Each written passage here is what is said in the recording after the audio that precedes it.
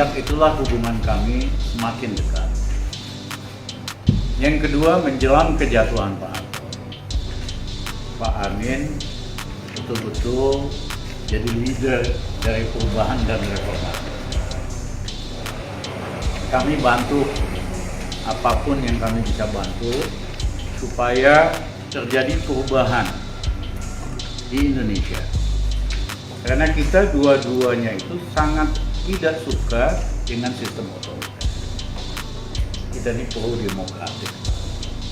Yang kedua, sangat nggak suka dengan KKN. Dua ciri utama Orba. Akhirnya, seperti teman-teman ketahui, akhir April 98 tidak ada yang percaya Pak Harto bisa jatuh. Masih sangat kuat.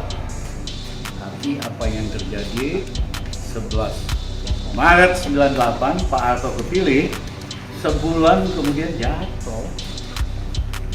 Terima kasih terhadap peranan Mas Amin, tokoh-tokoh mahasiswa, dan rakyat kita.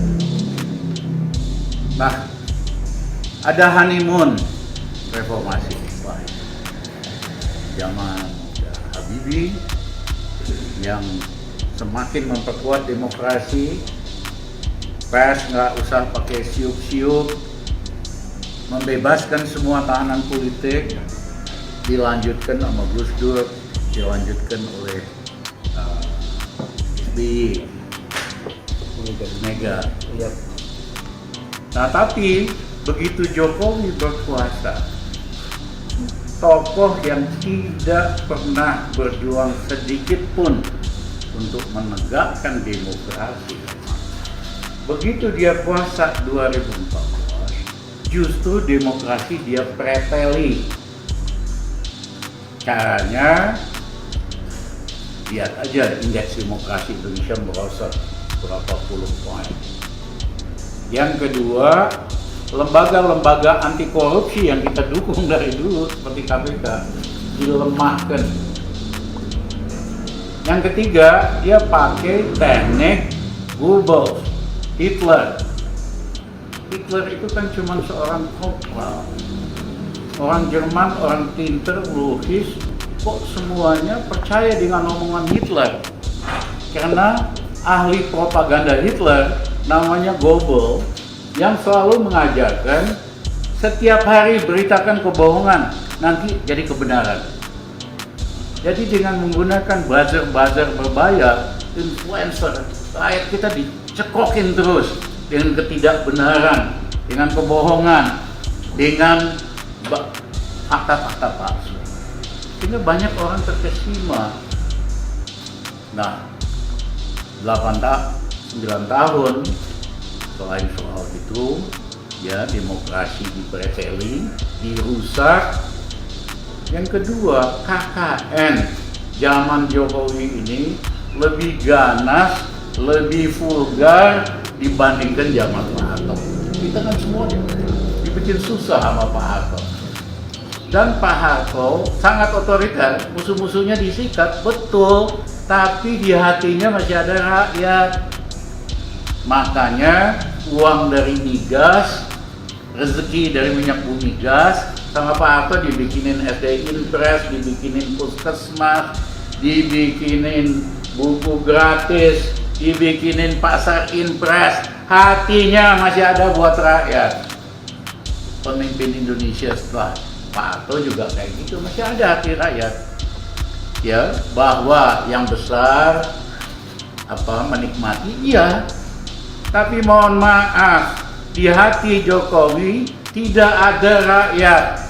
Tampangnya sangat merakyat. Kita ketipu dengan tampangnya. Tetapi hatinya oligarki. Dia kepengen jadi oligarki, dia bantuin oligarki yang membayari segala macam kegiatan politik. Itulah yang mengakibatkan bahwa tujuan dari kemerdekaan kita, Mas Amin, tujuan dari reformasi dikhianati. Tujuan reformasi kan sederhana, tegakkan demokrasi, hapus KKN, bikin rakyat makmur.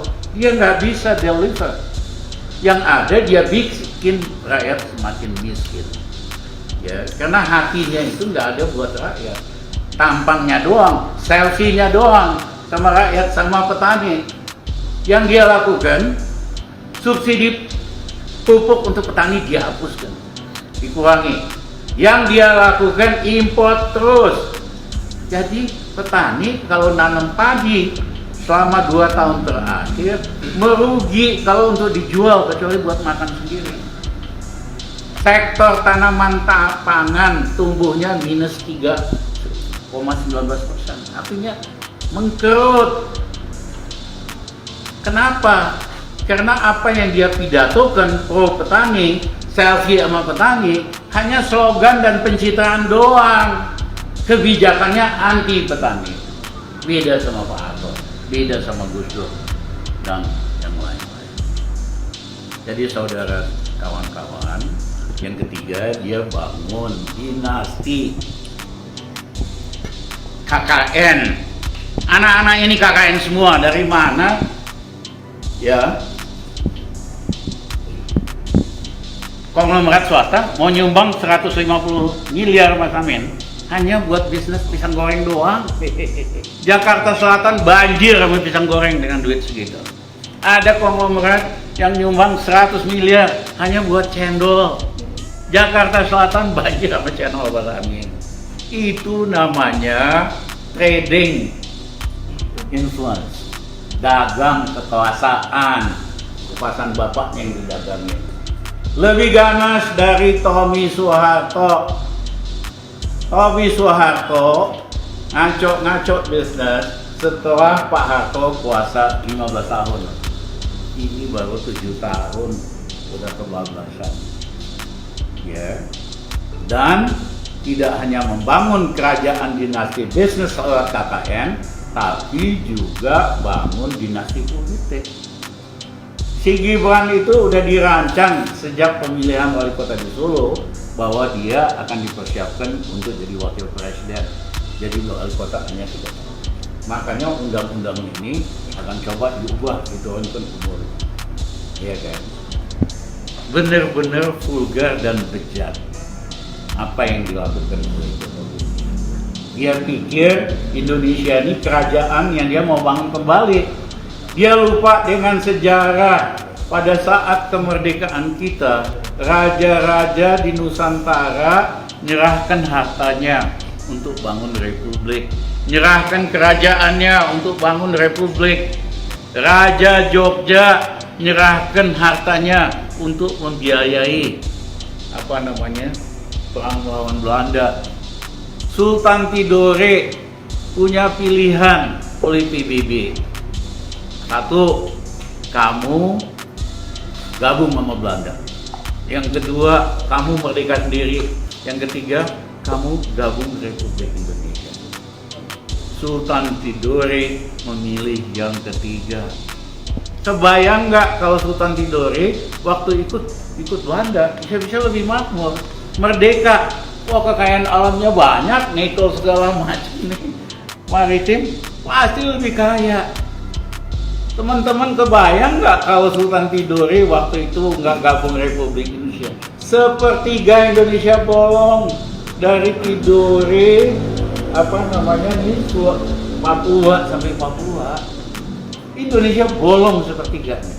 Jokowi nggak ngerti sejarah, tidak pernah belajar sejarah yang benar, tidak ngerti bahwa tokoh-tokoh kemerdekaan kita berjuang dengan keringat darah supaya bikin republik. Enak aja loh mau bikin dinasti kerajaan baru, siapa lo? Mohon maaf Mas Amin, saya terpaksa ngomong kayak begini belak-belakan. Nah, kita sepakat nanti Mas Amin jelaskan perubahan udah waktunya juga. Ya, karena kalau kondisi objektif udah matang, kita nggak suka perubahan pun akan terjadi. April 98, siapa yang percaya bahwa Soeharto bakal jatuh? Jatuh tuh sebulan doang. Ya, tapi kalau kondisi objektifnya belum tiba, ya susah lah. Menurut saya, Pahamin kondisi objektif perubahan sudah tiba. Waktunya kita menyelesaikan, menghentikan pelanggaran terhadap Undang-Undang Dasar. Mas Amin, silakan. Baik, Assalamualaikum. Ikuti update terbaru dari sosial media Tribun Jateng.